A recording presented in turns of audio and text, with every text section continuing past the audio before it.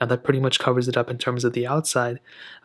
There's really no difference in the software either. They're both going to be getting the same, amount of software updates. So if you're trying to figure out which one you like in that standpoint, you're really not going to find out that big of a difference between these two. So keep that in mind.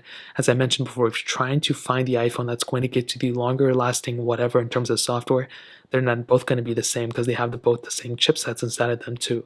That's a massive thing to keep in mind, and that's a good thing. Throughout the time, these two are always going to be interlinked because of that.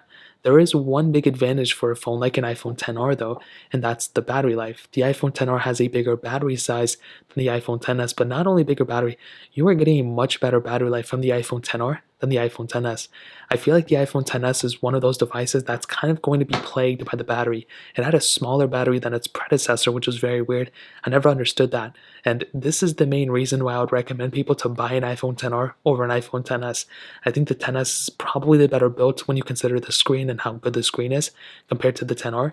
But the battery life is one of those things I didn't really love about the XS. It was good, and I think to be honest, was about the same as the 10, but I wanted it to be better than the 10. I didn't want to be about the same.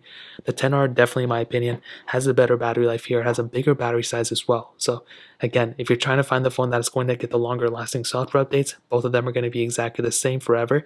But the iPhone XR is going to be getting the better battery life at the end of the day. So keep that in mind. That's pretty much how to kind of sum up the specific battery and software comparison.